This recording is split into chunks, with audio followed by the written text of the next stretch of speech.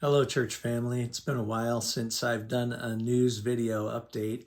Sarah and I are going to be out of town at her niece's wedding this weekend, and I felt that it was important for me to share some information with you, so a video was the right way to do it. Last Sunday, we had a little business meeting by ballot, and our church family overwhelmingly supported the motion to release some surplus funds to cover extra costs for our missions teams going to Costa Rica later on this summer. But if you've followed the news at all, you've probably heard that the major airlines got together and collectively have canceled about 3,500 flights due to a pilot shortage. And of course, that means that all of the international flights, including those to Costa Rica, have been affected significantly.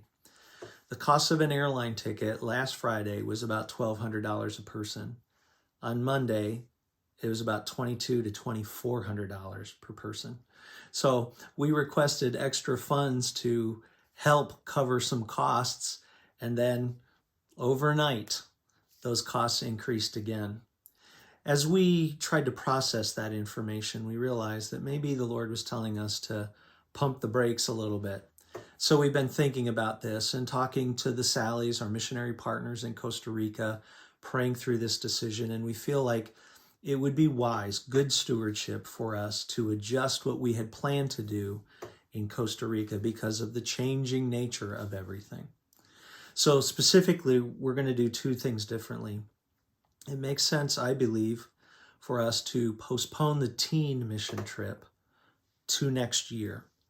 And that enables our teens to have a longer time to raise the funds, take some of the pressure off of them. It gives us time to prepare and to disciple and to train those who go. It gives us a better opportunity to plan what's going to happen, and it will give us an opportunity to order plane tickets as in group rates well in advance, which should save significant amounts of money next year. So by postponing it a year, we thought that that was one way that God was going to direct our paths a little differently than what we thought. And then we felt like it was still very important for us to continue with the other ministry that our ladies teams were doing, going to put on a weekend retreat for Costa Rican pastors' wives. Now, a quick little backstory. Costa Rican pastors serve very small churches, and they have to have another job to support their families financially. There's no part-time work in Costa Rica. This is unusual for us. If you have a job, it's a full-time job. So a Costa Rican pastor has a full-time job and then is pastoring a small church full-time, which means that he probably doesn't spend very much time with his wife and kids, and a lot of the burden of ministry weight falls on those wives.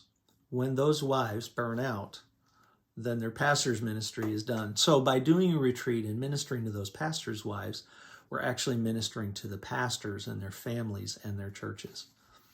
When we did the first retreat back in 2019, there was such a great response that there is now a huge waiting list of pastors' wives who are looking for this kind of retreat. There's about 48 pastors' wives between those 2 weekend retreats that are looking forward to that particular ministry. So we felt it was really important that we continue that thing, that part of the ministry plan should continue. We are adjusting it a bit. Instead of sending multiple teams of our women down, we're going to consolidate them into one team, send them down for both weekend retreats, and just leave them there during the week. That helps with the costs, although the plane tickets are still going to be more expensive.